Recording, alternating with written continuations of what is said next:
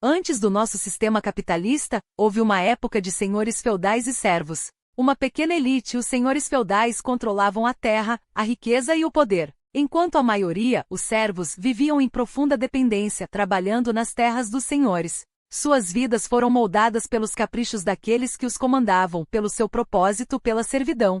E será que eles, por qualquer motivo, cairiam em desgraça com a elite? Então eles tiveram um grande problema. Isso poderia significar o fim de suas vidas. Mas os tempos mudaram. A humanidade caminhou em direção a um sistema diferente que ofereceu à maioria mais oportunidades e mobilidade.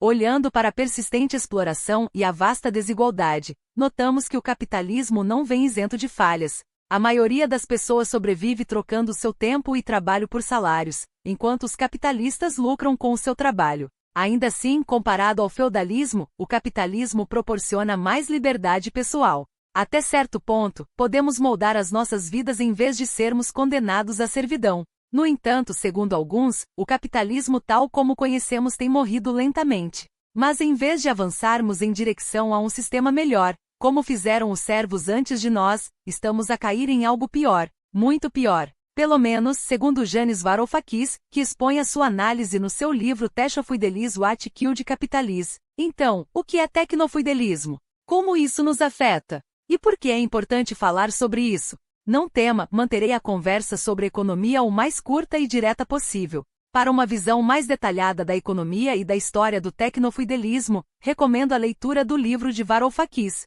Estou mais interessado no que o tecnofidelismo, se estiver realmente tomando forma, significa para pessoas comuns como você e eu. Como isso afeta coisas como liberdade, autossuficiência ou saúde mental? E quanto às nossas condições de trabalho, privacidade e disparidade entre pobres e ricos?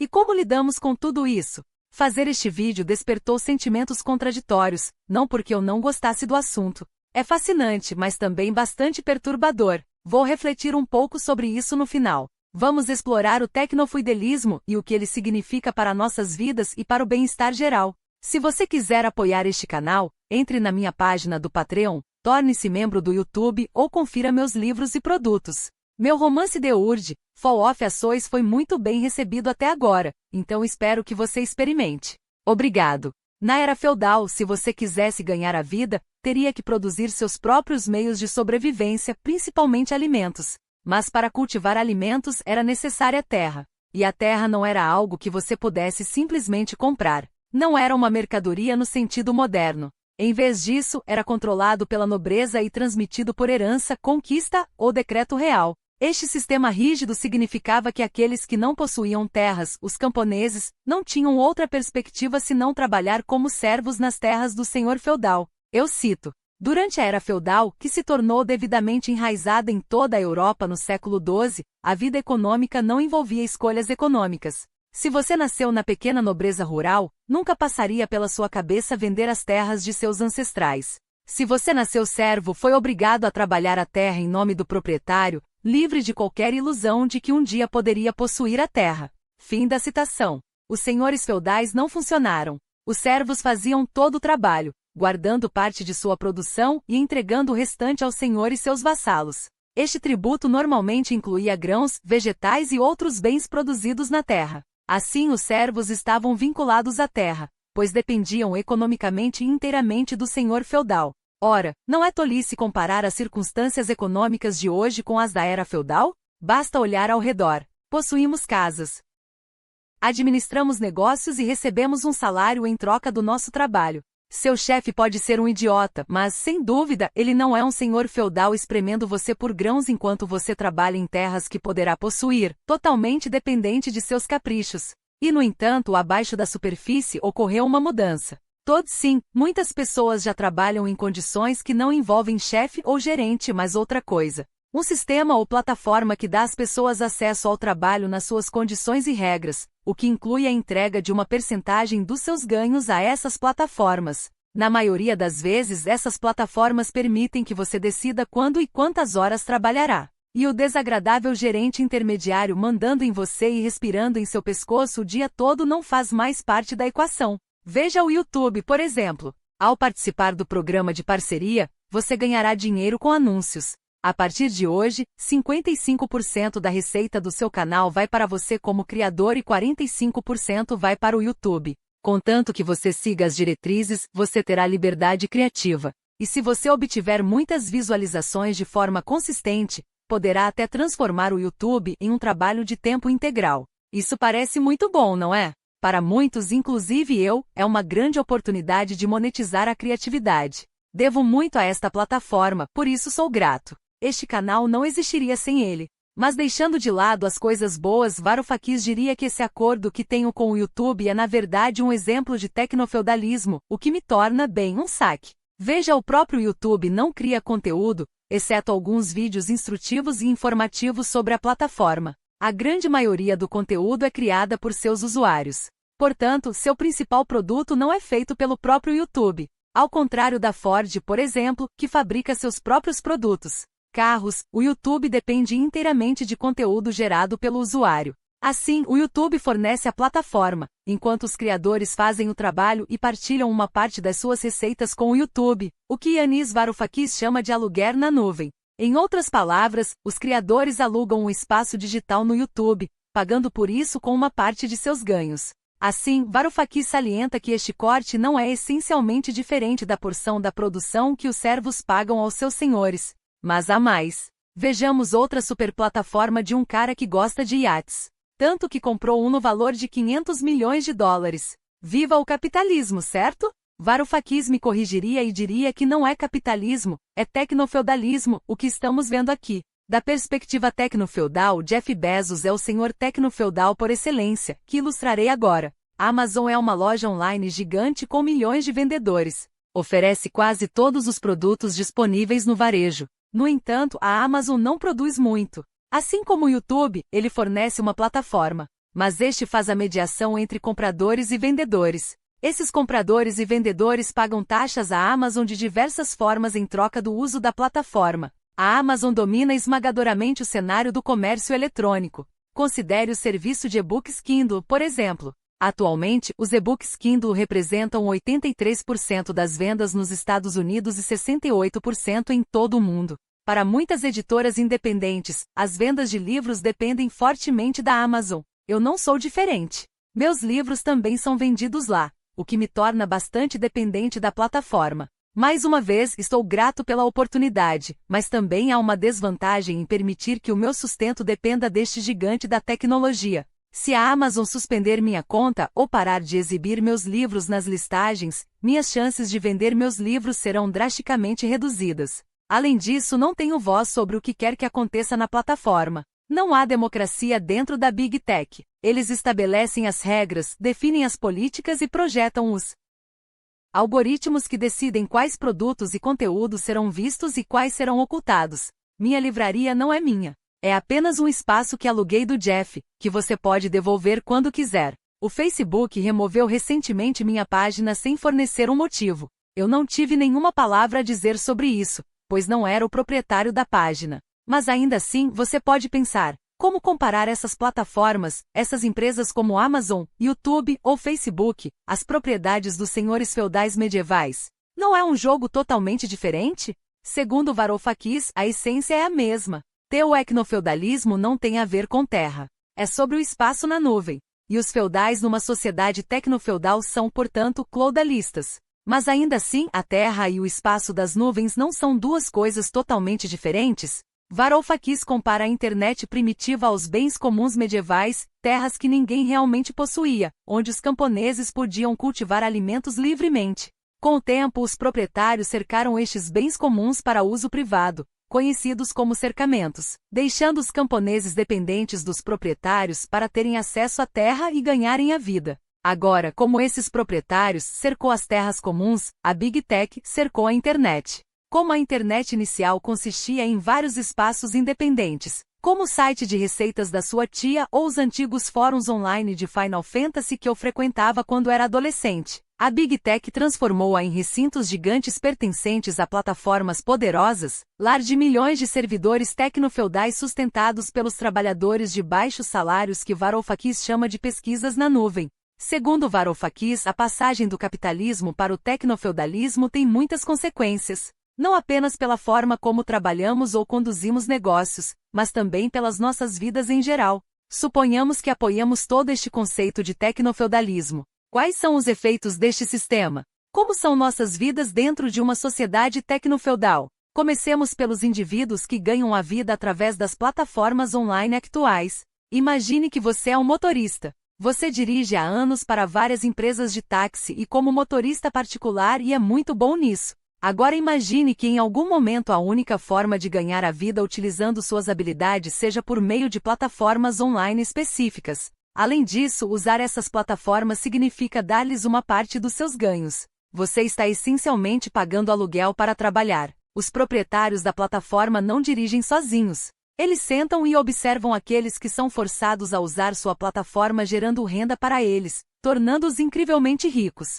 Para muitos condutores, o que acabei de descrever é uma realidade, pois trabalham para essas plataformas e muitas vezes a sua subsistência depende disso. Um exemplo bem conhecido é o Uber, onde as pessoas usam seus carros particulares para transportar pessoas. Tanto o motorista quanto o cliente utilizam a mesma plataforma, que funciona como mediadora e fica com uma parte dos ganhos do motorista. A principal diferença entre trabalhar para uma empresa de táxi tradicional e trabalhar para a Uber é que com a Uber, você não é gerenciado por um chefe, mas por um algoritmo. O mesmo vale para criadores do YouTube e vendedores da Amazon. Claro, o algoritmo não incomoda ou reclama como alguns chefes e gerentes, mas lidar com uma força tão impessoal que opera em nome do senhor feudal tecnológico tem desvantagens. Considere as histórias de quem dirige para o Uber e aplicativos semelhantes, conforme relatado no The Guardian. Um motorista anônimo considera o trabalho para o algoritmo um pesadelo absoluto. Seu salário varia constantemente, assim como a disponibilidade de emprego.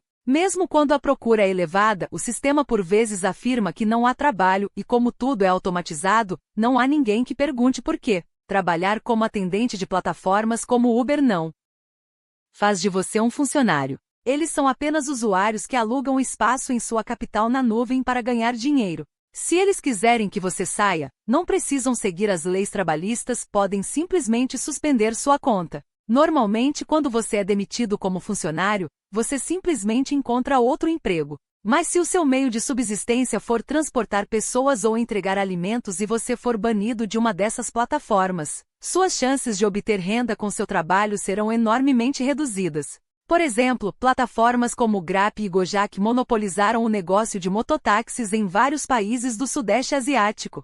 Os banidos dessas plataformas estão praticamente sem opções. Ou, como diria a geração Z, eles estão cozidos. Mas ouvi dizer que deve haver um bom motivo para banir alguém dessas plataformas se as consequências são tão drásticas. Na verdade, muitos motoristas foram banidos sem explicação ou por motivos triviais, como um tempo de ausência um pouco longo. E novamente não há ninguém para falar com. Às vezes é possível recuperar o acesso à plataforma, mas pelo que ouvi, o processo é nada menos que Kafkaias. Eu experimentei o mesmo quando o Facebook baniu minha página. Não havia ninguém com quem conversar e nenhuma maneira clara de apelar. À medida que as plataformas se expandem, em breve poderemos não ter outra alternativa senão trabalhar para elas. Muitas lojas já dependem em grande parte de plataformas como Amazon, eBay ou Temu, o que as transforma em servers em vez de vendedores independentes.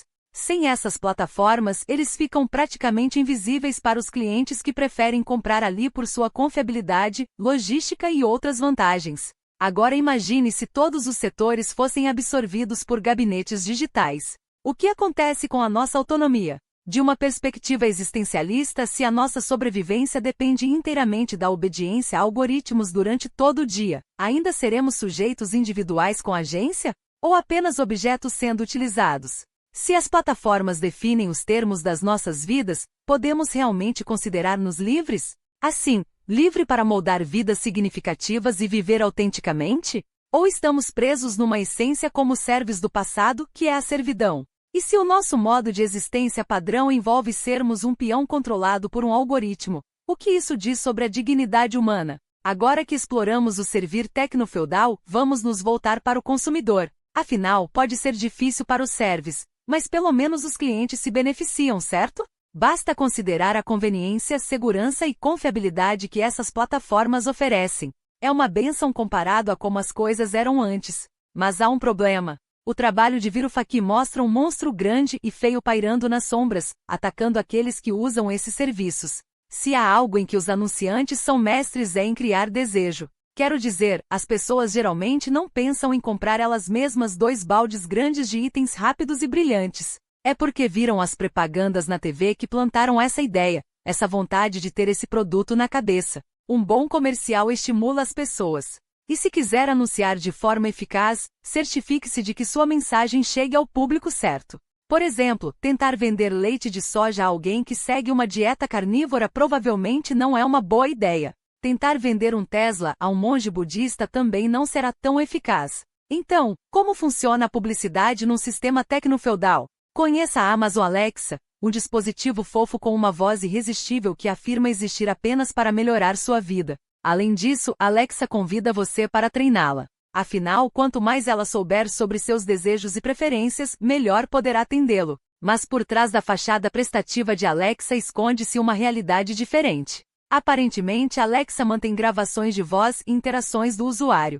Houve casos em que gravou conversas privadas sem o conhecimento do usuário. Ele usa as informações que coleta sobre você para anúncios direcionados e sabe-se lá para quais outros fins. A Amazon Alexa é apenas um exemplo de como as plataformas coletam informações do usuário. Facebook, Instagram e Google fazem a mesma coisa. O Google pode saber mais sobre você do que seu cônjuge, especialmente sobre o que você faz quando ele ou ela não está por perto. Estamos trocando nossa privacidade pelo acesso aos seus serviços, como construir nossa presença nas redes sociais no Instagram ou pedir ao Google Assistant para abrir nossas cortinas pela manhã. Você já se perguntou por que a maioria das mídias sociais é de uso gratuito? Será que Zuckerberg é apenas o filantropo benigno que quer partilhar livremente a sua tecnologia para melhorar as nossas vidas? Claro que não. As pessoas que colocam a vida inteira no Facebook fazem dele uma mina de ouro de informações sobre nossos gostos, preferências, atividades e assim por diante. É a ferramenta de marketing perfeita. Podemos usar o Facebook gratuitamente porque somos o produto. Além disso, realizamos trabalho gratuito para as plataformas, moldando nossos perfis nas redes sociais. Estamos ajudando-os a crescer e fazendo isso de graça. Varoufakis afirma, a verdadeira revolução que o capital da nuvem infligiu à humanidade foi a conversão de bilhões. Muitos de nós aceitamos o serviço de nuvem, voluntariando-nos para trabalhar de graça para reproduzir o capital da nuvem em benefício de seus proprietários. E bom, de acordo com Varoufakis, a publicidade personalizada e direcionada que inunda diariamente os nossos dispositivos influencia fortemente as nossas escolhas. Os anunciantes não apenas nos mostram produtos, eles fabricam nossos desejos, alinhando cuidadosamente os anúncios com nossas identidades, interesses mais recentes e vulnerabilidades. Isto não é apenas publicidade. É publicidade com esteroides. Além disso, estas estruturas tecnofeudais influenciam mais do que aquilo que compramos.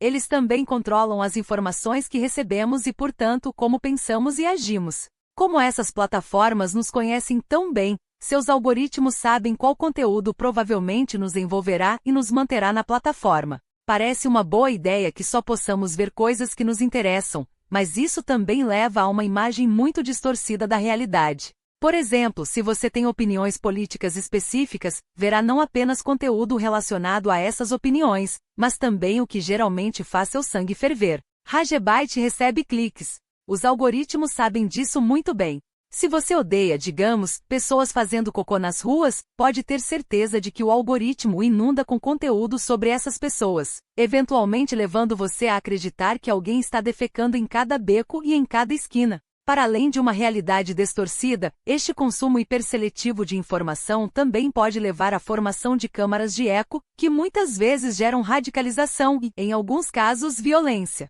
Controlar a informação significa influenciar os pensamentos das pessoas, o que determina as ações das pessoas. Se você quer influenciar eleições, por exemplo, controlar a informação é fundamental, o que os nazistas sabiam muito bem naquela época. O perigo do tecnofeudalismo é que uma pequena elite que governa o capital da nuvem controla o fornecimento de informação de uma forma que Joseph Goebbels só poderia sonhar. Não é por acaso que Musk comprou o Twitter. Ele reconhece a imensa influência que advém do controle dessa parte do capital da nuvem. Então, agora que entendemos o quanto a Big Tech influencia nosso comportamento e pensamento, poderíamos nos perguntar até que ponto nossas escolhas são nossas? O tecnofeudalismo é mais do que o básico que abordei neste vídeo, como seu impacto global e como nos está a levar a uma nova Guerra Fria. Também não mergulhei profundamente no capitalismo, que na perspectiva de Varoufakis, deu origem ao tecnofeudalismo.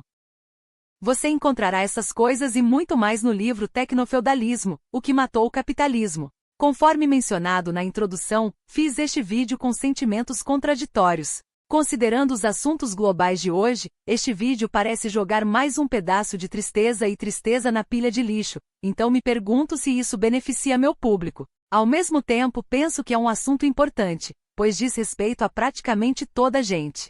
Portanto, quero terminar este ensaio considerando como lidar com essas circunstâncias mutáveis. Neste livro, Varoufakis propõe derrubar os senhores feudais e criar um sistema democratizado no qual possuímos e governamos coletivamente os espaços das nuvens. Embora eu seja totalmente a favor disso, não há garantia de que isso acontecerá. Além disso, com proeminentes defensores da nuvem a terem influência política aos mais altos níveis, incluindo Donald Trump, o seu caminho para reforçar ainda mais o tecnofeudalismo está totalmente aberto. Então, o que podemos fazer? Epicteto enfatizou que sempre temos uma escolha, que é a única coisa que realmente possuímos e, portanto, algo que devemos valorizar e proteger. Isto significa que eles podem influenciar as nossas escolhas, mas podemos ficar fora do seu alcance tanto quanto possível. Eles podem oferecer produtos e serviços tentadores, mas podemos recusar. Eles podem se aproveitar de nossos dados, mas podemos proteger nossa privacidade. Eles podem possuir os nossos meios para ganhar a vida, mas só podemos contar com eles na medida do necessário. Cultivar qualidades como minimalismo, a frugalidade e a consciência pode ajudar a evitar ficar demasiado enredado numa estrutura que depende essencialmente da nossa participação. Quanto menos precisamos menos eles nos possuem. Se o tecnofeudalismo continuar a se desenvolver, ter alguma independência adquirida pelas qualidades mencionadas é melhor do que nada. Vale a pena lutar por isso. Obrigado por assistir.